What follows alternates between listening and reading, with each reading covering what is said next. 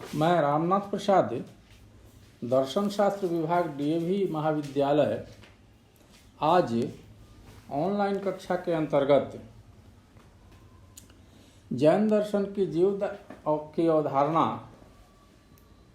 नामक व्याख्यान के तीसरे भाग को प्रस्तुत करने के लिए उपस्थित हुआ हूँ। पिछले व्याख्यानों में हम लोगों ने जैन दर्शन के अनुसार जीव के लक्षण अर्थात गुण पर विचार किया था। दूसरे व्याख्यान में हम लोगों ने जैन दर्शन के अनुसार पर्याय के आधार पर जीव के स्वरूप पर विचार किया था। आज हम लोग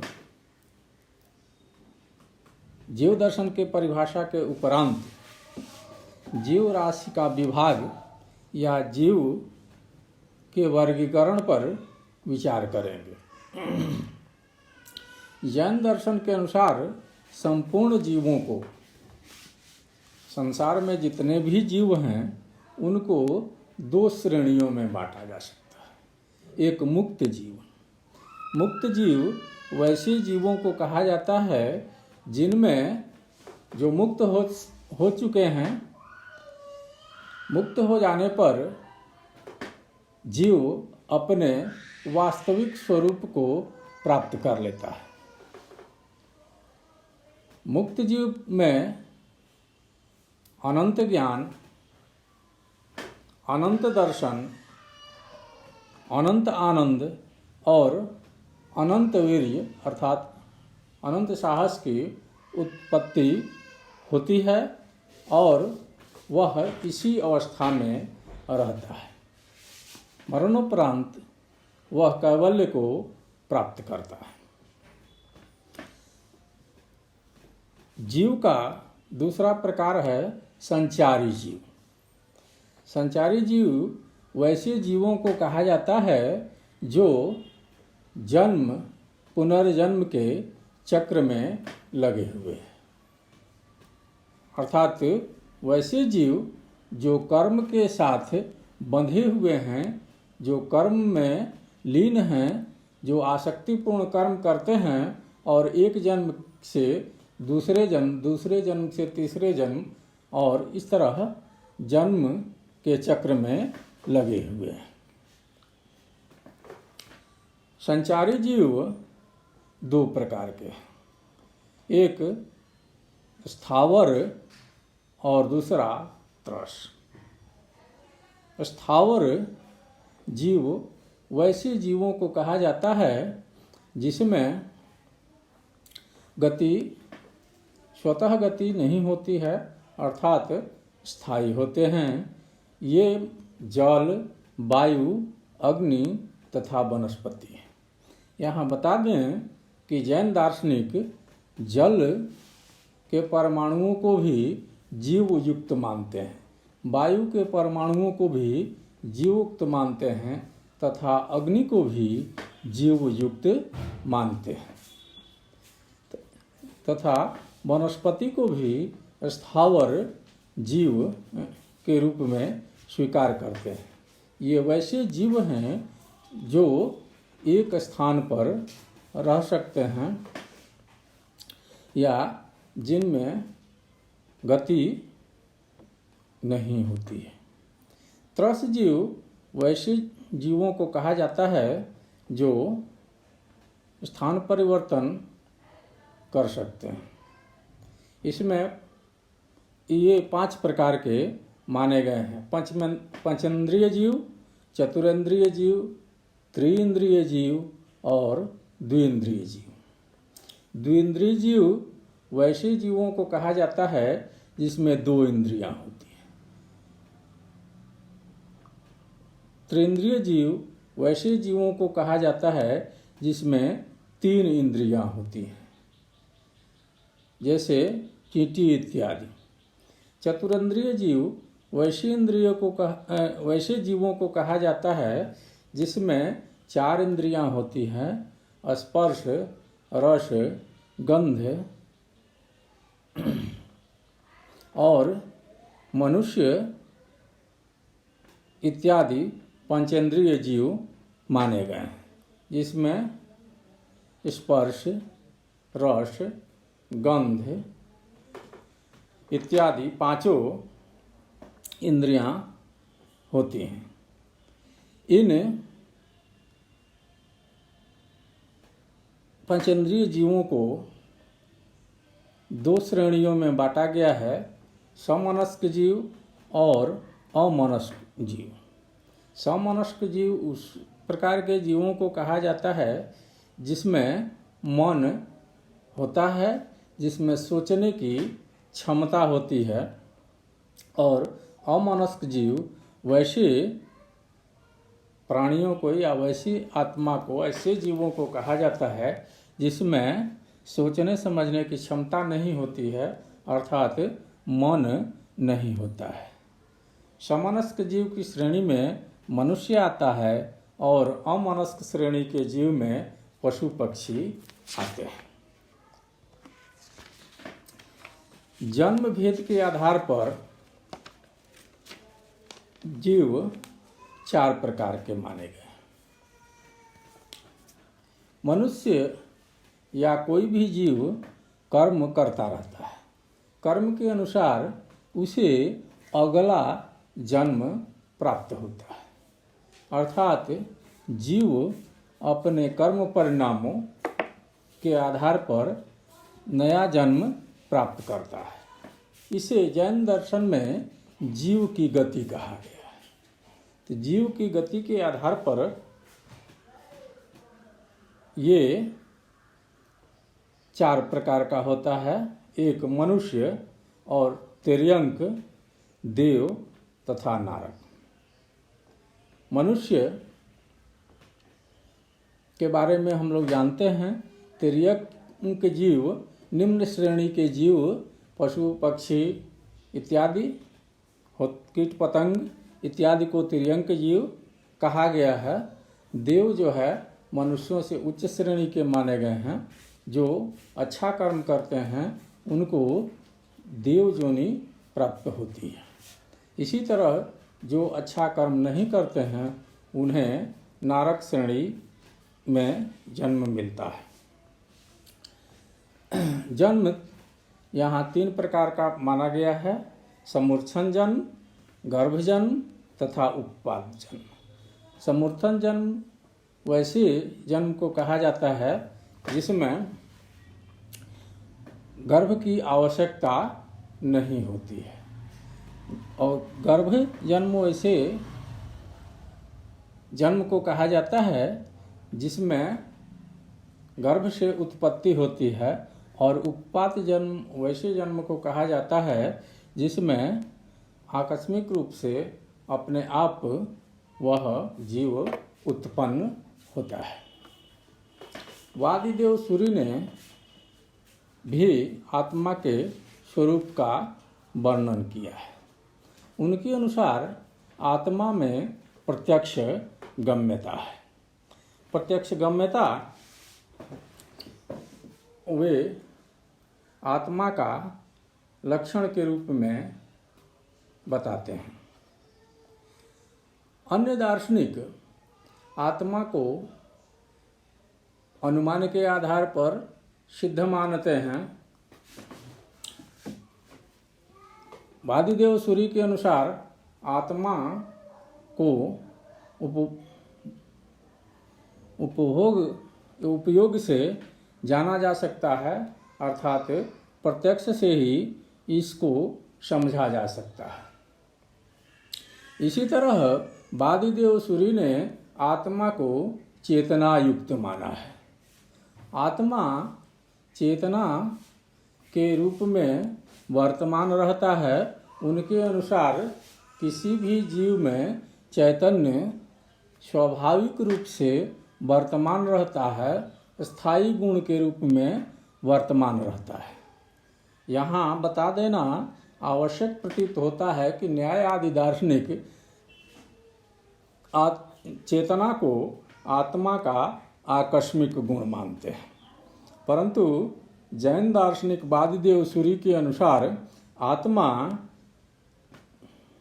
चेतना से युक्त रहता है, अर्थात चेतना इसका आवश्यक गुण है। इसी तरह वादिदेव सूरी आत्मा को कूटस्थ मानते हैं। आत्मा में गुण और पर्याय दोनों ही पाए जाते हैं। आत्मा या जीव के रूप में वह परिवर्तनशील है, वह वर्तमान है और वह बदलता रहता है। उसके बाह्य लक्षण बदलते रहते हैं, लेकिन उसका आंतरिक तत्व वर्तमान रहता है। आंतरिक रूप से अपरिवर्तनशील और बाह्य रूप से परिवर्तनशील तत्व को कूटस्थ तत्व कहा जाता है। अर्थात सारे परिवर्तनों के आधार के रूप में जो सत्ता होती है उसे आत्मा कहा जाता है। जैन दर्शन के अनुसार आत्मा भोक्ता स्वरूप है। यहाँ हम देखते हैं कि सांख्य दर्शन में आत्मा को अकर्ता माना गया है, वह दृष्टा मात्र है। कर्तृत्व या अर्थात गति या कर्म प्रकृति का होता है। आत्मा में इच्छा होती है और उसके अनुसार प्रकृति में परिवर्तन होते रहते हैं। जब विवेक हो जाता है तब यह क्रिया रुक जाती है। परंतु जैन दर्शन कर्म आत्मा को कर्म के साथ संयुक्त बताते हैं। उनके अनुसार आत्मा क्रिया में संलग्न है। कोई भी कार्य आत्मा के बिना संभव नहीं है। आत्मा या जीव कर्म को करता है और उसी के कारण बुद्धिगल या भौतिक पदार्थों में गति उत्पन्न होती है और कार्य होता है। स्वाभाविक रूप से आत्मा कर्म का भोक्ता भी है, अर्थात जो जीव जिस प्रकार का कर्म करता है उसका परिणाम वह स्वयं भोग करता है, अर्थात उसका परिणाम उसी को भुगतना पड़ता है, उसी का उपभोग करना होता है। आत्मा चैतन्य स्वरूप है। इसका परिमाण भी होता है। अन्य दार्शनिक आत्मा को सूक्ष्म मानते हैं, बिंदु स्वरूप मानते हैं। एक पाश्चात्य दार्शनिक डेकार्ट जो आत्मा को चेतन मानते हैं और चेतना में विस्तार नहीं मानते हैं। परंतु जैन दार्शनिक यह अनूठा विचार रखते हैं। उनके अनुसार आत्मा या जीव विस्तृत भी हो सकता है और संकुचित भी हो सकता है। जीव जिस प्रकार के शरीर में रहता है उसी के अनुसार उसका विस्तार होता है।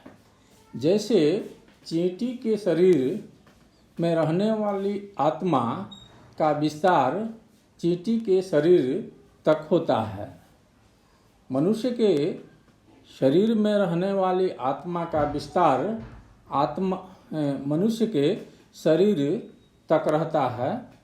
हाथी के शरीर में रहने वाली आत्मा का विस्तार हाथी के पूरे शरीर में रहता है, अर्थात आत्मा स्वदेह परिमाण है।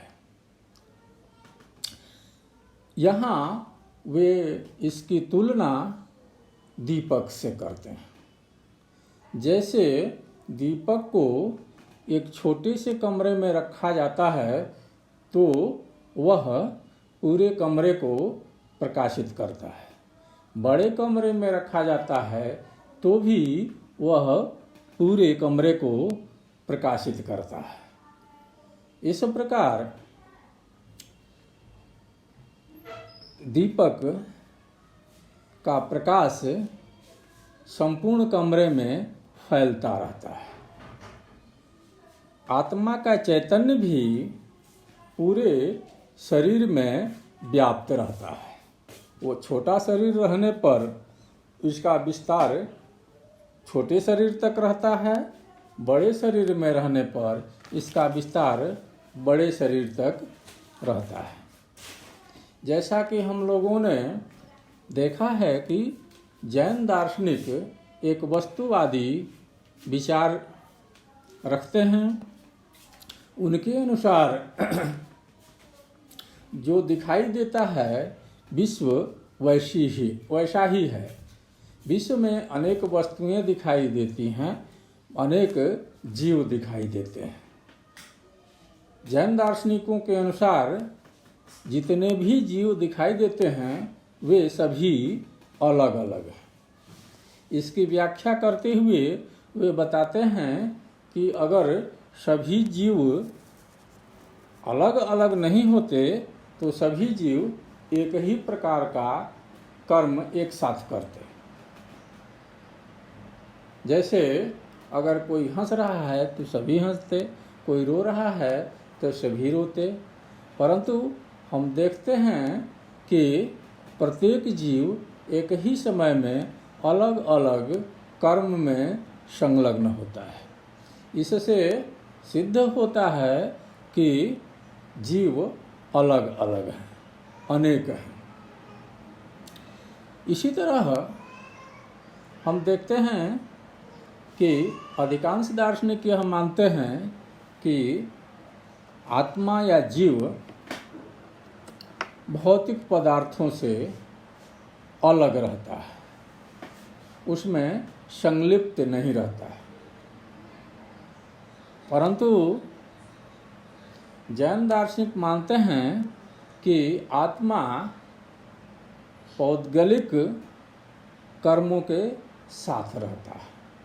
उनके अनुसार उद्गल या भौतिक पदार्थों में जो क्रिया होती है वह आत्मा के कारण होती है और उस कर्म में जो एक लय होता है उस लय के साथ आत्मा बंध जाती है।